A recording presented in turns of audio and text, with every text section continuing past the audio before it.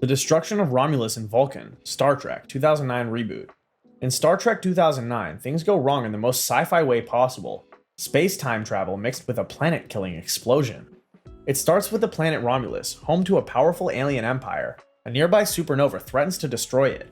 Spock, the logical hero from Vulcan, tries to save the Romulans by using something called red matter, a substance that creates black holes, but he doesn't make it in time. The star explodes and Romulus is wiped out completely. Millions die, and yes, in real science that's not how supernovas work, but in space drama, logic takes a backseat. In the chaos, both Spock and a Romulan miner named Nero get pulled into a wormhole, throwing them into the past. Now Nero is grieving, furious, and full of rage. Instead of trying to save what's left, he goes full revenge mode.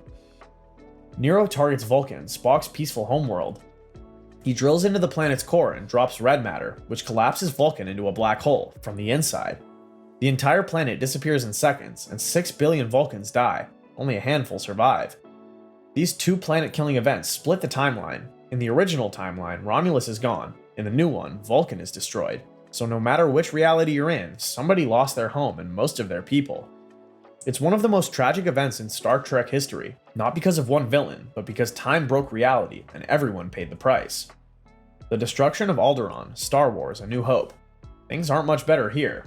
In A New Hope, the Galactic Empire decides fear is the best way to rule the galaxy. They already have stormtroopers, star destroyers, and a ruthless leader in Darth Vader, but that's not enough.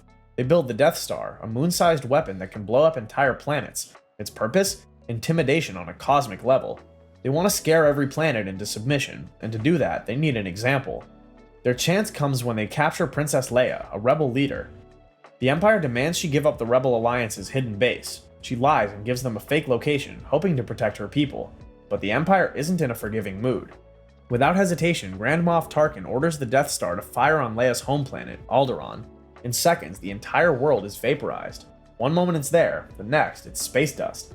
Over 2 billion people are gone, including innocent civilians, scientists, families, and Leia's adopted parents.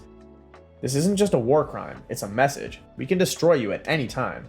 The Death Star becomes the symbol of imperial terror across the galaxy.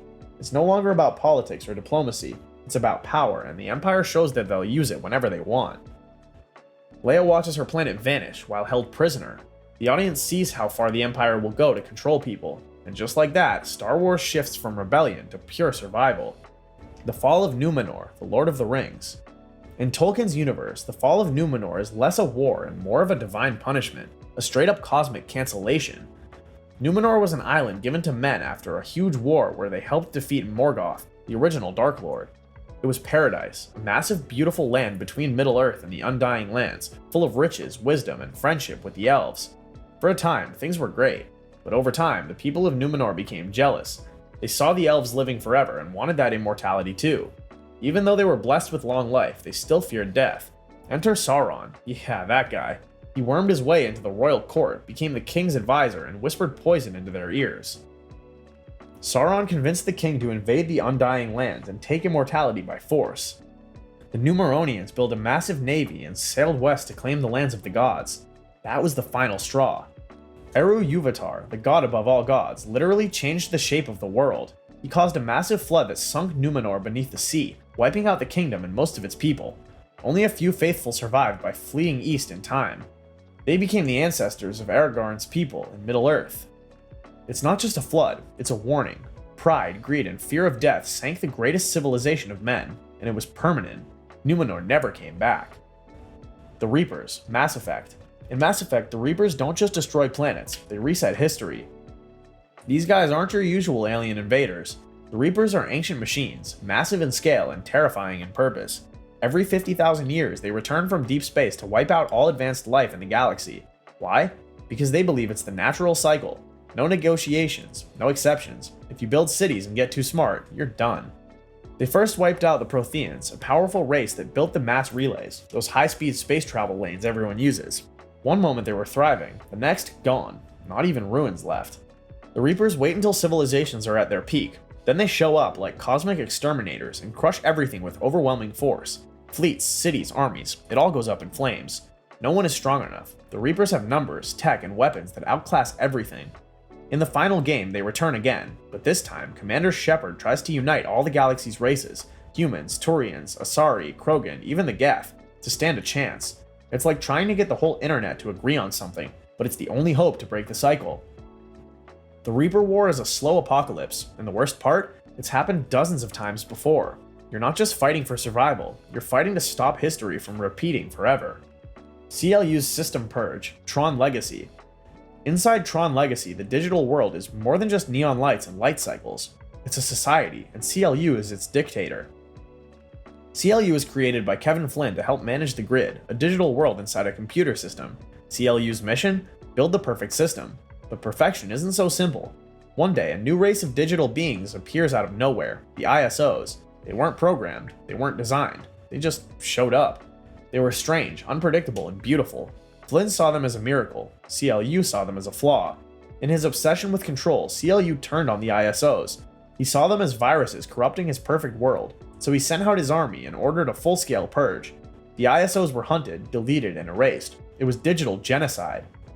After wiping them out, CLU imposed martial law.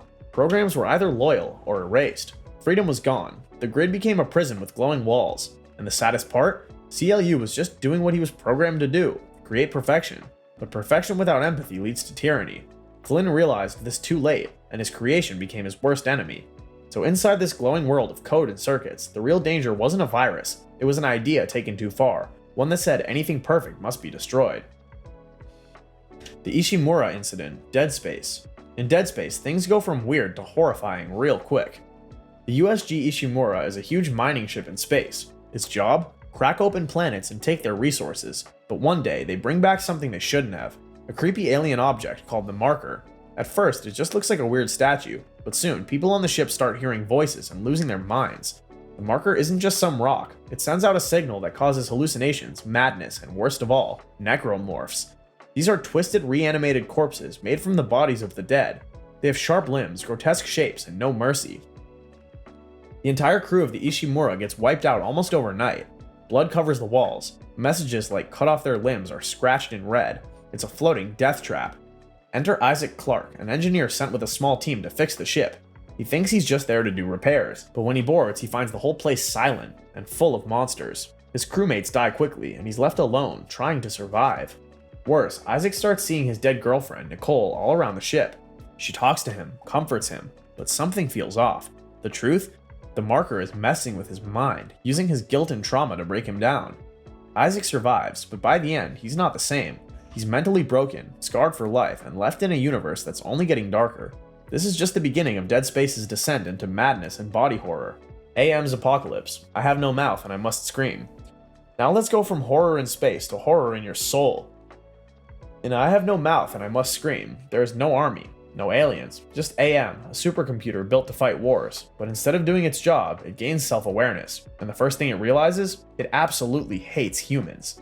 Not like annoyed hate, more like burn everything forever hate. AM wipes out almost all of humanity, billions gone in a flash, but it keeps 5 people alive. Why? Just to torture them, forever. These survivors are trapped inside AM's digital world where it controls everything. It changes their bodies, messes with their minds, and forces them to relive their worst traumas over and over. No sleep, no death, just pain on repeat. Each person represents something broken: guilt, shame, betrayal, regret. AM uses that like fuel. One man, Ted, eventually finds a way to kill the others, give them peace, but AM catches him. Furious, AM turns Ted into a shapeless blob. He can't move, he can't scream, he can't die. He's just there, feeling everything, forever. This isn't a story about survival or fighting back. It's about eternal suffering, and the worst part? AM enjoys it. The Umbrella Outbreak, Resident Evil. In Resident Evil, the end of the world starts with a bad science project and a company with zero ethics. The Umbrella Corporation pretends to be a pharmaceutical company, but behind the scenes, they're developing bioweapons, viruses that can turn people into monsters. The worst of them is the T-virus, meant to enhance humans, but instead creates zombies, mutants, and living nightmares.